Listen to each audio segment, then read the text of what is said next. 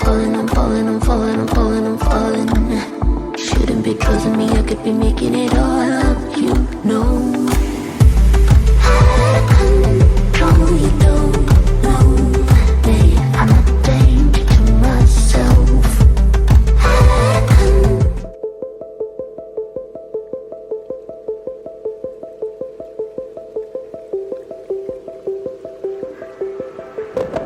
Good morning, good afternoon, good evening, whatever time it is that you are tuning in. This is Unapologetically Me, featuring me.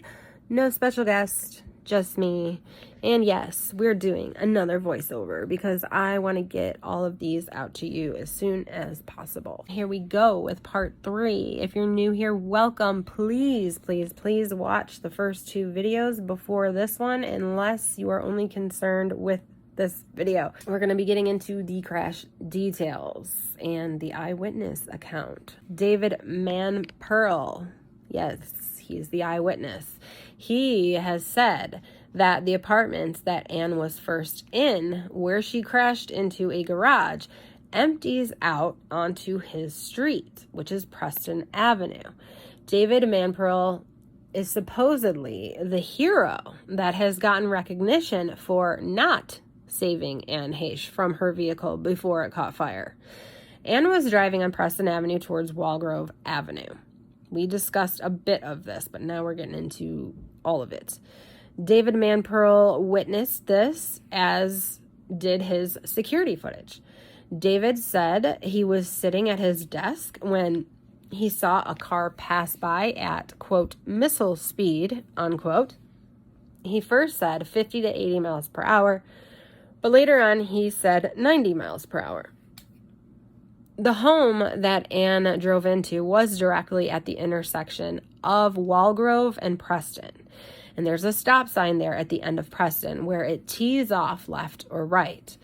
The 911 call came in at, oh, that's right, there's no time. And I can't find the transcripts, nor can I find the caller's name. And I know it is not David Manpearl. It was a male voice with a slight Spanish accent. And the caller says that a car just went through his neighbor's house, ending up in the second room about 10 feet inside. Now, I would play you the 911 call, but YouTube does not like when we play 911 calls. So I will try to remember to put the link in the description. If I forget, then just remind me in the comment section and I will drop a link for you. My mind, my memory, horrible. It's just horrible. And plus, I'm sick, so I'm not thinking clearly anyway. And I got sick kids along with it. So anyway, I'm not going to talk. All right. David Manpearl would later say that the car was 40 feet inside. So the caller reported that Anne was conscious and speaking, but that she was trapped inside the vehicle. Nothing was initially reported to be on fire, but at some point during the 911 call, a fire erupted, yet the caller never said he noticed any flames. In fact, the caller was asked several times whether or not he knew there was a fire in either the home or the vehicle, and he repeatedly said no. The dispatcher asked if anyone was pinned or trapped inside the vehicle. The caller hesitated and said no. Actually, he said no. He reported to the dispatcher when asked if anything was on fire, quote, no, the lights are flashing and the door is open, unquote. The dispatcher asks if everyone in the house is accounted for. The caller says yes. He then states that someone is opening up the back door of the vehicle to try and get the person out of the car. Now, I'm assuming here the caller is speaking about David Manpearl because David Manpearl says he opened the back doors of her vehicle to get to her. This is the back of a Mini Cooper Clubman, same as what she had. Not hers, but the same model and make. And so the doors open that way. So he went in through that way to talk to Anne. We'll get there. But again, the dispatcher asks, is someone trapped inside the car? This time the caller says, yes, I need to get a hose. It sounds like whoever is trapped inside the car might be okay, but they're asking for a hose. So for about the third, fourth, or maybe even fifth time by now, the dispatcher asks again, is there a fire? The caller replies, quote, there's smoke. Somebody smelled smoke, unquote. Dispatcher asks again, is the house on fire? Caller replies, quote, no, not the house. They just need water, unquote. Dispatcher asks, is the car on fire? Caller says, quote, it might be. I don't see flames, but someone just said get water. I smell smoke, unquote. And I don't know if any of you have listened to this 911 call. Like I said, I'm not going to play it on here because YouTube doesn't like us playing 911 calls, but like I said, I'm going to try to put it in the description box. But if you have heard it, it's like this dispatcher is having a hell of a time getting the caller to confirm whether or not there's a fire. And it's almost frustrating at times. And I've heard 911 calls from lots of crime stuff, and sometimes I get really frustrated with the dispatcher because it's like the dispatcher is just not understanding what this person's telling them. And it's like, I even understand. It just seems like it's so frustrating because the dispatcher is asking these questions and it's like the guy doesn't even know what to say, but it's like, you're witnessing it, dude. Like, what? Tell him what is going on. So the dispatcher asks again, can you get the driver out of the car? The caller replies, quote, no. Well, and then he yells out to the other people, is there anybody trapped in the car? Unquote. And they all start yelling, yes, yes, yes. The caller then tells the dispatcher, quote, okay, somebody is trapped in the car. Only one person, and the smoke is turning really black, unquote. During this time, you can hear a lot of yelling in the background of this call. And I wonder if one of the female voices you can hear is Anne. You can hear a female voice saying something like, I can't get out, or something like that, or I can't get her out, maybe it is. So maybe it's another female saying, you know, I can't get her out or him out, or they thought it was a boy or a man at first for the longest. So David Manperl, however, described the fire as an inferno. And there are no videos of an inferno type fire or videos of any flames at all from what I can see or what I've found. Only smoke, and for sure a ton of it. David Manperl stated that he was surprised that Anne hadn't been burned to death. He was surprised that she was alive.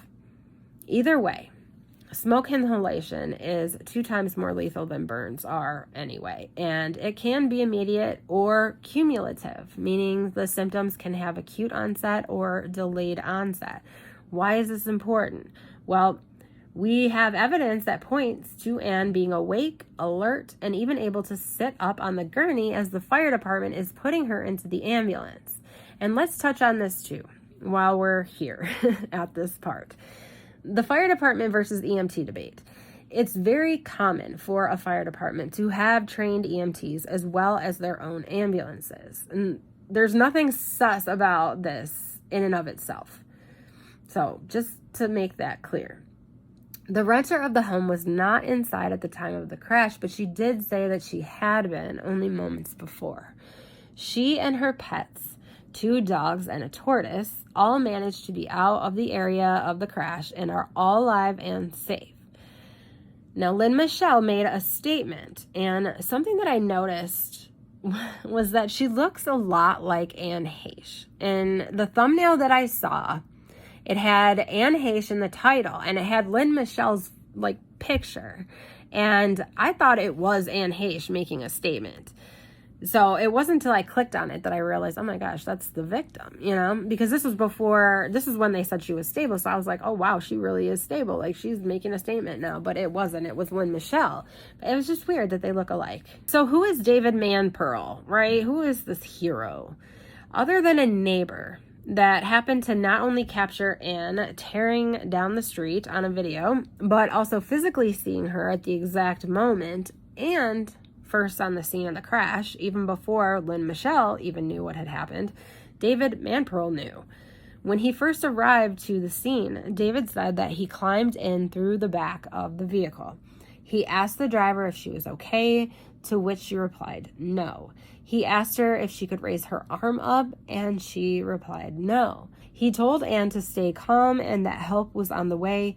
He says he stayed with her until the smoke began to get too heavy. It was burning his eyes, and so he had to leave. He also says that he helped the occupant of the home gather her pets and made a big deal about wearing flip-flops. He said that the flip-flops were keeping him from being able to help more. A good friend of Anne's came forward last week to clear a couple of things up. Derek Warburton was Anne's stylist, but he was also her good friend for the last few years. They met in 2019 and they became fast friends. Derek spoke with LA Mag in hopes of saving Anne Heche's legacy after all these allegations have been being spread about her. He says over the last few weeks he's been crying a lot, but he's also angry, saying, quote, Anne didn't do anything up until that moment to inspire so much online hate, unquote. He also said, quote, people didn't know her, yet they are making judgments about her, and I won't let anyone ruin her legacy, unquote. He described Anne as a unicorn. He said when he first saw her, he had to know her, and he described her as loving, fearless, and always utterly herself. Quote, she lived free. She never followed convention, unquote. LA Mag asked Derek, did you ever see any darkness in her? Yes, he replied. Quote, I got to know when she was in a manic state. She was probably bipolar. I observed her mood swings or manic depression. Some thought she was schizophrenic. I never saw that. I think she never really healed from her traumatic childhood, unquote. Anne has even explained what she did instead. Quote, I escaped into my fantasy world. I became an actor, and it took 31 years to get the crazy out of me, unquote. Anne grew up on lies, which may be why she became so truthful. She never healed from breakups. She was rejected by Hollywood when she came out. She was a great friend. When she was manic, she would just talk and talk and talk. Derek also told LA Mag that she had not been in therapy for the last few years and that she was not on any antidepressants. He explained that she could be very isolated, but when she was out at gatherings, she could also be extremely extroverted. Anne liked to drink. Everybody knew that. She liked a good time, but at the time of her accident, it was in the middle of the day, and she knew her 13-year-old son was at home waiting for her. There was speculation that Anne was drunk because her podcast, Better Together with Heather Duffy, aired that same night. But what people failed to learn was that the podcast was filmed prior. It was filmed on Monday. So while Anne had admitted to drinking during the podcast filming, that was 4 days before the crash. Could also have been when she used this. Little something about this and this. When mixed together, these two substances create an entirely new substance. This is the substance they create. And this substance lasts longer than this by itself. It can take up to 7 days for a person to test completely clean from this substance. Just saying, it is entirely possible that Anne Heche did not use any substances the day of the crash. If she had, I would expect to see more than trace amounts. This substances, I hate that I have to do this, you guys. I really, really do. But it'll get flagged if I say these words, and then you won't see this. So the half-life of this is 6 hours. It is detectable in the blood for up to 48 hours, but after the first 24 hours, there would only be trace amounts. So you see what I'm saying? I would conclude, and this is my opinion only, just my opinion, that she was not intoxicated or high at the time of the crash, based off of the trace amount that was reported. But again, we don't have numbers. So what do they mean by trace amounts? Normally, trace amounts mean residual effect from a day or two before. up to 4 days, and in this case, if she were drinking on top of it, even 7 days before. So, Derek also said that Anne Heche was not in the mindset of unaliving herself. She would never do that to her children. And I've read in the media the last couple of days that Anne's son, her oldest son, Homer, is in court right now, fighting for his mother's estate because she had no will. Anne's children were her life. Anne was once asked, what is her biggest fear? And she said her biggest fear was that her kids wouldn't be happy. No mother would want their children in probate with the court over what's rightfully theirs. It's a horrible process, and it can last years. Homer, her eldest, is also fighting for custody of 13-year-old Atlas, her youngest son. In my opinion, if Anne were planning on leaving this earth anytime soon, she would have had a will to spare her sons the emotional distress that this is causing and will continue to cause them for quite some time. This leads me to conclude again, in my opinion, that she was not in the mindset to unalive herself. Anne had also just wrapped up a few projects. She was excited about these projects. One was Idol, which was alongside Lily Rose Depp, and another Supercell with Alec Baldwin. Wildfire was another one. It was a country western, and 2 horror films, Full Ride and Chasing Nightmares. Now, perhaps most importantly, Anne was finishing a film to be aired on Lifetime, a film that meant a lot to her. This film, along with her passion for it, would be the main reason many are questioning her death, suggesting that she may have been taken out for uncovering unflattering information about this man and HT or ST, and we all know what that stands for. The title of this movie is Girl in Room 13. It is still scheduled to air on September 17th on Lifetime, but the question is, with Anne now not here anymore, will we get the full version or will we get the watered down version? Now that Anne is no longer around to fight for the full version to be aired, because it has been said that Anne was really having to push for this film to not be watered down at all. She wanted to get people's attention on the subject. She wanted the film to make a big impact, and she wanted everything shared. She certainly wouldn't have taken her life before this project aired. It was that important to her. It has gone viral on Twitter that this film is based off of this man's life, and more exclusively, his ST ring. Although the movie does surround a girl being kidnapped and held captive as part of an HT plot and is based on actual events, it is not at all related to this man. So it has been said. There is also no character in this movie that resembles this man whatsoever.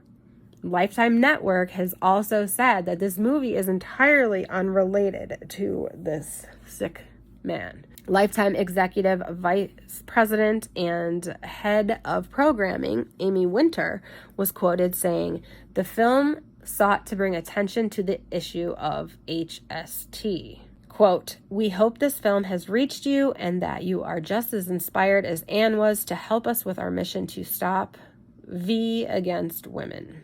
Unquote. Here's a little bit of the trailer.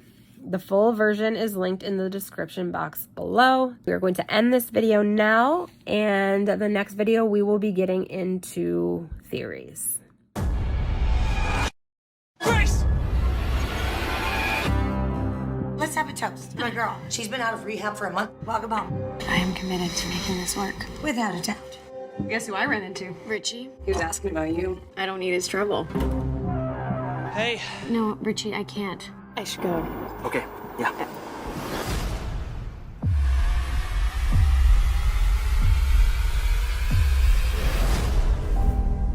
What do you want? Richie, let me go. Why hasn't she called? Maybe we should face the facts. It's been 2 days since you last saw her. Grace has a history with drugs. There's nothing here that indicates that a crime has taken place. Keep falling in. She's relapsed. Something happened to her. You first said You said you saw your daughter last at the interstate. Drugs flow along that interstate like water. And when there's drugs, there's trafficking. They sell them. 10 days. How long has your daughter been missing? She'll be okay. Shut up! It's my rules now, Grace. What are you gonna do to me? We're gonna keep looking until we find her, Bird.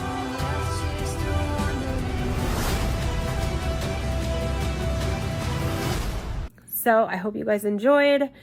Please like, comment, share, subscribe, and I will talk to you guys on the next one. Thank you so much for watching.